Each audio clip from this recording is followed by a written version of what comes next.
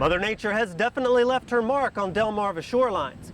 One place in particular is Kent Narrows up in Queen Anne's County, where this stretch of shoreline has been eroding at 3 to 4 feet per year.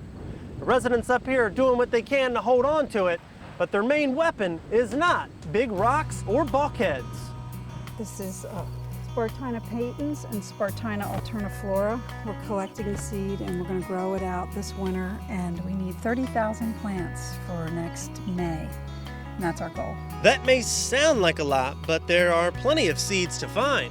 Officials from the Maryland DNR and Queen Anne's County prowl through the marsh on the hunt for future marsh grass.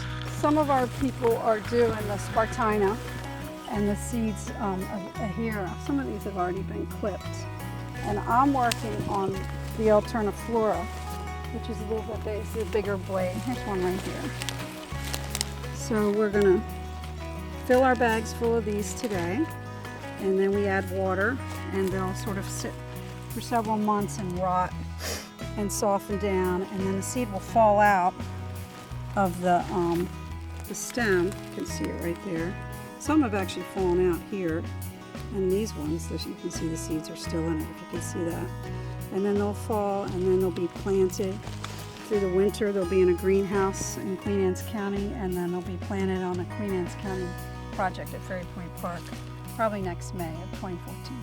Ferry Point Park is the location on Kent Island that is eroding at 3 to 4 feet per year. Seeds will be planted here to create a living shoreline. Some rocks are already being carried in for support, but the brunt of the work will be handled by the green stuff. And in a high weather, high water weather event, this shoreline really gets pounded. But as you can see, the rock sill out front with the Spartinas behind it, that slows the water down and gives it a chance to drop sediment. And then you've got your protected area back here where turtles can still go and lay eggs. And the Maryland terrapins are really important. Go Terps. So, you got great habitat for them. And again, the alternative, which is the hardened shoreline and the bulkhead, doesn't provide any of that. It just, water smashes against it and reverberates back out and sends energy off down on either side to do damage. So. And a living shoreline is not just a short-term solution. So we want to maintain as healthy a shorelines as we can, and by doing these living shoreline projects, we provide kind of a protection for these areas, but also a more resilient shoreline, and that's going to be important over the next 50 to 100 years.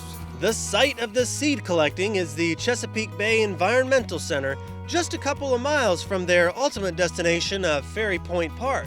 They'll be typically much better adapted to the environment there than if we buy species from New Jersey or North Carolina and things like that. So getting a local source is important. When you have a nice transition between your open water, your bay, and your upland area, then it gives an area for storm waves to dissipate and an area for marshes to migrate kind of up into the upland. One of our biggest goals at the Department of Natural Resources is to provide and protect and instill the future of the bay and habitat for all the creatures and humans too. And if this 10-year-old living shoreline is any indication of future results, Delmarva shorelines will definitely have a fighting chance.